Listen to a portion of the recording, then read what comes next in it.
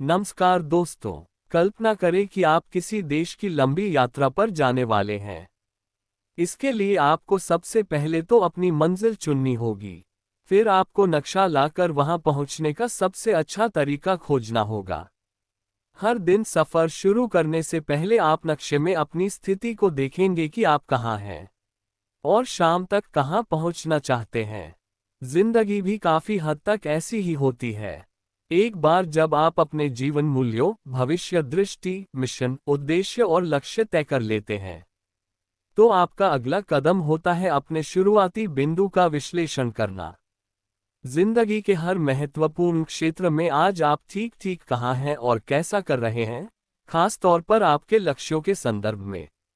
वास्तविकता सिद्धांत का अभ्यास करें। कई वर्षों तक जनरल इलेक्ट्रिक के सीईओ रहे जैक वेल्च ने कहा है कि लीडरशिप का सबसे महत्वपूर्ण गुण वास्तविकता सिद्धांत है। उन्होंने इसे इस तरह परिभाषित किया था, दुनिया को इसके असल स्वरूप में देखने की क्षमता, उस तरह से नहीं जैसी आप इसे देखना चाहते हैं। वे किसी लक्ष्य या समस्या संबंधी मीटिंग इस सवाल से शुरू करते थे, वास्तविकता क्या है। पीटर ड्रकर इस गुण को बौद्धिक ईमानदारी कहते हैं। किसी समस्या को सुलझाने या कोई निर्णय लेने से पहले तथ्यों को ठीक उसी तरह देखना जैसे वे हैं। अब्राहम मैस्लो ने लिखा है कि आत्मा वास्तविकीकरण करने वाले व्यक्ति का पहला गुण होता है अपने बारे में पूरी तरह ईमानदार और निष्पक्ष होने की योग्यता। यह आप पर भी लागू होता है। अगर आप अपने सर्वश्रेष्ठ स्वरूप और अपने लिए सचमुच संभव हर चीज हासिल करना चाहते हैं, तो आपको अपने और अपनी रवानगी के बिंदु के बारे में निष्ठुरता से ईमानदार होना होगा। आपको बैठकर विस्तार से अपना विश्लेषण करना होगा और यह फैसला करना होगा कि हर क्षेत्र में आज आप ठीक ठीक कहाँ हैं। मिसाल के तौर पर, अगर आपने वजन कम करने का फैसला किया है, तो आपका पहला कदम अपना वजन तौलना होगा। उसके बाद आप लगातार उस वजन को इस बात का पैमाना बना लेंगे कि आप अपने लक्ष्य की दिशा में तरक्की कर रहे हैं या नहीं। अगर आपने व्यक्तिगत व्यायाम योजना शुरू करने का फैसला किया है, तो आपका पहला कदम ये तय करना है कि आज की तारीख में आप कितना व्यायाम कर रहे हैं। आप हर दिन या हर हफ्ते कितने मिनट व्यायाम कर रहे हैं और कितने उत्साह से। आप किस तरह के व्यायाम कर रहे हैं। आपके जवाब जो भी हों, यह महत्वपूर्ण है कि आप इस मामले में ज़्यादा से ज़्यादा सटीक हों। फिर इस जवाब को शुरुआती बिंदु बनाकर इसके आधार पर भविष्य की व्यायाम योजना बनाएं। अपनी प्रति घंटे की आमदनी तय करें। अगर आप ज़्यादा पैसे कमाना चाहते हैं, तो आपका पहला कदम क्या होगा?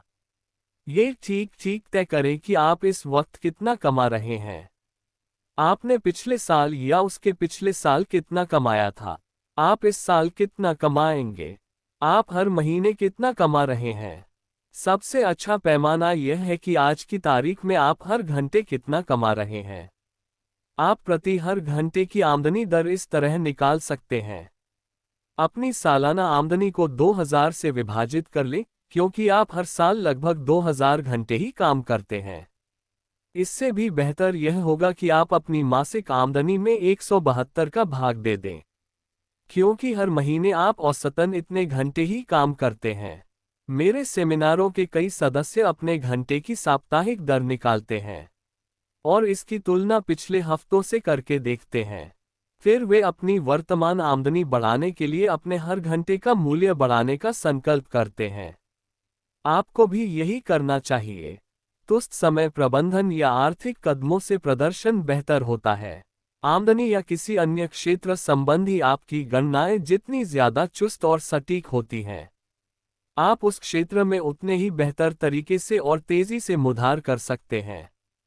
मिसाल के तौर पर, ज्यादातर लोग मासिक और सालाना तनख्वाह के संदर्भ में ही सोचते हैं। इसका विश्लेषण करना और इसे बढ़ाना मुश्किल होता है। इसके विपरीत, सफल लोग प्रति घंटे की आमदनी दर के बारे में सोचते हैं, जिससे हर मिनट के प्रदर्शन में सुधार संभव हो जाता है। चूंकि आप अपने व्यक्तिगत सेवा कॉरपोरेशन के प्रेसिडेंट हैं, इसलिए आपको यह मान लेना चाहिए कि आप ही खुद को तनख्वाह दे रहे हैं। कल्पना करें कि आप खुद को घंटे के हिसाब से पैसे दे रहे हैं। खुद से उसी बेहतरीन प्रदर्शन की उम्मीद करें जो आप अपने किसी कर्मचारी से करते। हर उस चीज को करने से इनकार कर दें जिसमें आपको वांछित दर से भुगतान न मिल रहा हो। आपकी वर्तमान नेटवर्थ। अगर आप दीर्घकालीन आर्थिक लक्ष्य तय करते हैं तो आपका पहला कदम सटीकता से यह तय करना है कि आर्थिक संदर्भ में आज आपकी नेटवर्थ कितनी है। अगर आपका लक्ष्य 1 साल में मिलियनेयर बनना है तो आपको सटीक गणना करनी चाहिए कि आपके पास आज की तारीख में कितनी दौलत है। ज्यादातर लोग इस गणना में गलती या बेईमानी कर देते हैं। आपकी सच्ची नेटवर्थ वह धनराशि होती है जो संपत्ति में से कर्ज घटाने पर बचती है। इसका मतलब है कि अगर आप अपने स्वामित्व की हर चीज बाजार भाव पर बेच दें और फिर अपने सारे कर्ज चुका दें तो आपके पास कितनी दौलत रहेगी। कई लोग अपनी व्यक्तिगत संपत्तियों का मूल्य कुछ ज्यादा ही आंक लेते हैं। वे सोचते हैं कि उनके कपड़ों, कारों, फर्नीचर और इलेक्ट्रॉनिक उपकरणों का मूल्य लगभग उतना ही है जितने में उन्होंने इन्हें खरीदा था। बहरहाल इन चीजों का वास्तविक मूल्य उनके पुराने भाव का महज 10-20% ही होता है। दीर्घकालीन वित्तीय योजनाएं बनाएं। सटीक वित्तीय नियोजन के लिए आज ही अपनी नेटवर्थ निकालें और फिर अपने दीर्घकालीन वित्तीय लक्ष्य से यह राशि घटा लें। बची धनराशि को उतने वर्षों का भाग दे दें जितने वर्षों में आप उस वित्तीय लक्ष्य को हासिल करना चाहते हैं। इस तरह आप ठीक ठीक जान जाएंगे कि आर्थिक स्वतंत्रता पाने के लिए आपको हर माल कितना बचाना है, निवेश करना है और संग्रह करना है। आज आप जहां हैं वहां से मनचाही मंजिल तक पहुंचने के लिए क्या आपने पर्याप्त समय आवंटित किया है? क्या आपका लक्ष्य यथार्थवादी है?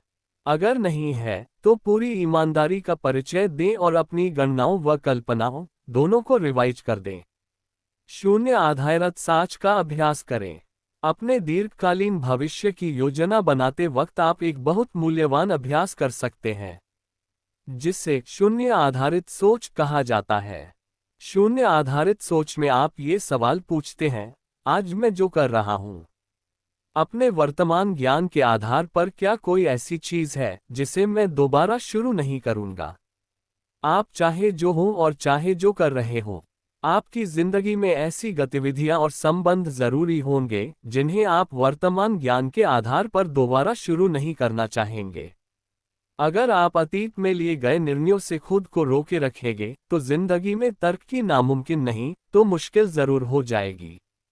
अगर आपकी जिंदगी में कोई ऐसी चीज है जिसे आप आज दोबारा नहीं करेंगे तो आपका अगला सवाल ये होना चाहिए, आप उसे कैसे और कितनी जल्दी छोड़ सकते हैं?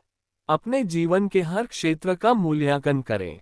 व्यावसायिक और व्यक्तिगत दोनों क्षेत्रों में लोगों के प्रति शून्य आधारित सोच लागू करें। क्या कोई ऐसा संबंध है जिसे आप अपने वर्तमान ज्ञान के आधार पर दोबारा नहीं बनाएंगे? क्या कोई ऐसा व्यक्ति है जिसके साथ या जिसके लिए आप आज काम कर रहे हैं लेकिन दोबारा उसके साथ जुड़ना नहीं चाहेंगे? इन सवालों का जवाब देते वक्त पूरी तरह ईमानदार रहें। अपने कार्य जीवन और करियर के हर पहलू की जांच करें। क्या आप ऐसी नौकरी कर रहे हैं जिसे आप वर्तमान ज्ञान के आधार पर दोबारा नहीं करना चाहेंगे? क्या आपके बिजनेस या काम का कोई ऐसा पहलू है जिसे आप दोबारा नहीं करना चाहेंगे?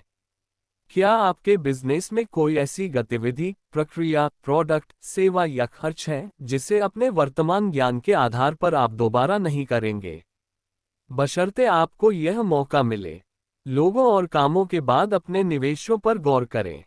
क्या समय, धन या भावना का कोई ऐसा निवेश है जिसे आप अपने वर्तमान ज्ञान के आधार पर आज नहीं करेंगे? अगर जवाब हाँ है तो आप इससे बाहर कैसे निकल सकते हैं और कितनी जल्दी? आवश्यक परिवर्तन करने के लिए तैयार रहें। मेरा एक अच्छा दोस्त है जो हाई स्कूल और यूनिवर्सिटी में गोल्फ खिलाड़ी था। कुंवारेपन में वह हफ्ते में कई बार गोल्फ खेलता था।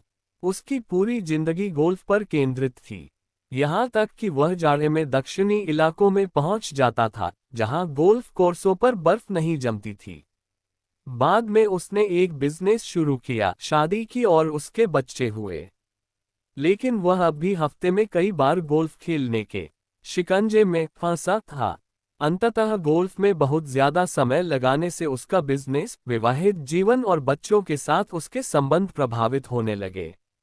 जब तनाव बहुत बढ़ गया, तो उसने अपनी गतिविधियों के बारे में शून्य आधारित सोच का इस्तेमाल किया। तब जाकर उसे एहसास हुआ कि वर्तमान ज्ञान के आधार पर उसे गोल्फ को बहुत कम करना होगा, अगर वह जिंदगी के अन्य लक्ष्य हासिल करना चाहता था, जो अब ज्यादा महत्वपूर्ण थे। गोल्फ के समय में कटौती करके उसने सिर्फ कुछ हफ्तों में ही जिंदगी का संतुलन वापस पा लिया। ये सिद्धांत आप पर किस तरह लागू हो सकता है? किन समय साध्य गतिविधियों को आप कम कर सकते हैं या खत्म कर सकते हैं? परिस्थितियां लगातार बदलती रहती हैं। आप जो भी निर्णय लेते हैं, उनमें से 70% समय के साथ गलत साबित होंगे।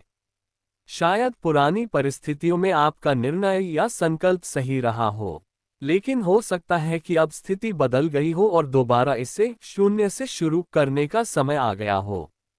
आप आमतौर पर जान सकते हैं कि आपको शून्य आधारित सोच कब लागू करनी चाहिए। प्रायः ये बहुत तनावपूर्ण स्थिति होती है।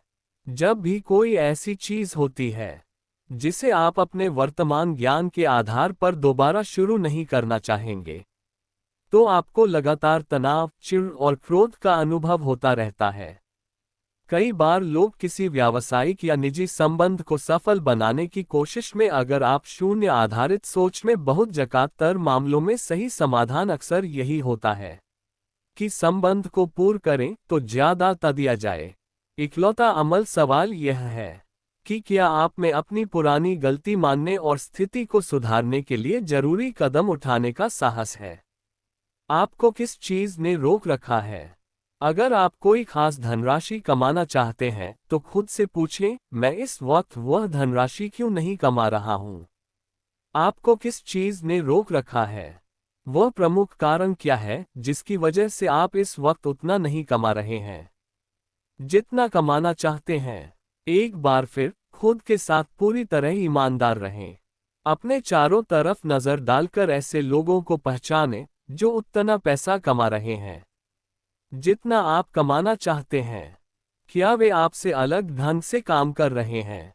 उन्होंने ऐसी कौन सी खास योग्यताएं और कुशलताएं विकसित कर ली है जिन्हें आप अब तक विकसित नहीं कर पाए हैं? आपको कौन सी योग्यताएं और कुशलताएं हासिल करने की जरूरत है ताकि आप भी उनके जितना पैसा कमा सकें? अगर आपको पक्का पता नहीं है, तो उनसे पूछ लें। पता लगाएं। यह इतना ज्यादा महत्वपूर्ण है कि इसे अनुमानित या संयोग पर नहीं छोड़ा जाना चाहिए। अपनी योग्यताओं और कुशलताओं का स्तर तय करें। अपनी योग्यताओं की सूची बनाएं। सबसे पहले तो अपने काम के प्रमुख परिणाम क्षेत्रों की रिजल्ट एरियाज को पहचानें। ये वे काम हैं जिन्हें आपको अपनी नौकरी में उत्कृष्ट तरीके से पूरा करना ही है, पूरी तरह, हमेशा। वे कौन से काम हैं? हर नौकरी में शायद ही कभी 5-7 से ज्यादा प्रमुख परिणाम क्षेत्र होते हों। ये काम बेहद महत्वपूर्ण होते हैं। आपको इनमें से हर एक में उत्कृष्ट होना हो चाहिए ताकि आप वह नौकरी अच्छी तरह कर पाएं जिसके लिए आपको तनख्वाह मिलती है।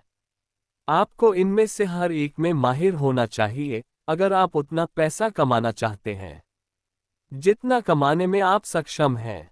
यहाँ एक महत्वपूर्ण खोज ये 6 है। आपकी सबसे कमजोर प्रमुख योग्यता ही उस ऊंचाई को तय करती है जिस पर आप अपनी बाकी सभी योग्यताओं की इस्तेमाल कर सकते हैं, और यही आपकी आमदनी तय करती है। हो सकता है कि आप उस कमजोर प्रमुख योग्यता के सिवा बाकी सभी में बेहद उत्कृष्ट हो, तो कि वही योग्यता आपको हमेशा पीछे रोके रखेगी। नौकरी या काम के किस क्षेत्र, किस योग्यता में आप सर्वश्रेष्ठ हैं? कौन सी खास योग्यता या योग्यताएं करियर में आपकी वर्तमान सफलता के लिए जिम्मेदार हैं? वह कौन सी चीज है जिसे आप दूसरों से बेहतर करते हैं? अपने सबसे कमजोर क्षेत्रों को पहचान। एक बार जब आप इन सवालों का जवाब दे दें, तो आईने में खुद को देखकर पूछें, मेरे सबसे कमजोर योग्यता क्षेत्र कौन से हैं? वह कौन सा काम है जिसे आप सबसे खराब तरीके से करते हैं और जिससे अन्य योग्यताओं का इस्तेमाल करने में बाधा आती है? किस काम में दूसरे लोग आपसे बेहतर हैं? खास तौर पर आप में किन प्रमुख योग्यताओं की कमी है जो आपकी सफलता के लिए अनिवार्य है। चाहे वे जो भी हों, आपको सटीकता और ईमानदारी से उन्हें पहचानने और फिर हर क्षेत्र में बेहतरीन की योजना बनाने की जरूरत है। हम बाद वाले एक अध्याय में इस बारे में गहराई से बातचीत करेंगे। दोबारा शुरू करने की कल्पना करें। किसी महान लक्ष्य को पाने की यात्रा शुरू करते वक्त आपको कल्पना करनी चाहिए कि आप कभी भी अपना करियर दोबारा शुरू कर सकते हैं। कभी भी अतीत के किसी खास निर्णय द्वारा खुद को ताले में बंद या जाल में फंसे न रहने दें। भविष्य पर केंद्रित रहें। आज कई लोग अपनी शिक्षा, बिजनेस, उद्योग और वर्षों के अनुभव वाले क्षेत्र को छोड़कर बिल्कुल ही नई और अलग चीज शुरू करते हैं। वे ईमानदारी से यह पहचान लेते हैं कि वे जिस दिशा में जा रहे हैं, वहां उनका भविष्य सीमित है। इसलिए वे किसी ऐसी चीज करने का संकल्प करते हैं जहां भावी संभावनाएं ज्यादा बड़ी होती हैं। आपको भी ऐसा ही करना चाहिए। अपना और अपनी जिंदगी का बुनियादी मूल्यांकन करते वक्त आपको तथ्यों का सामना करना चाहिए, चाहे वे जैसे भी हों। जैसा कि आईटीटी के हेरोल्ड जेनिन ने एक बार कहा था, तथ्य झूठ नहीं बोलते। स्पष्ट नजर आने वाले, मनचाहे या लुभाने वाले तथ्यों के बजाय असल तथ्यों का पता लगाने की कोशिश करें। अच्छा निर्णय लेने के लिए आपको सच्चे तथ्यों की जरूरत होती है।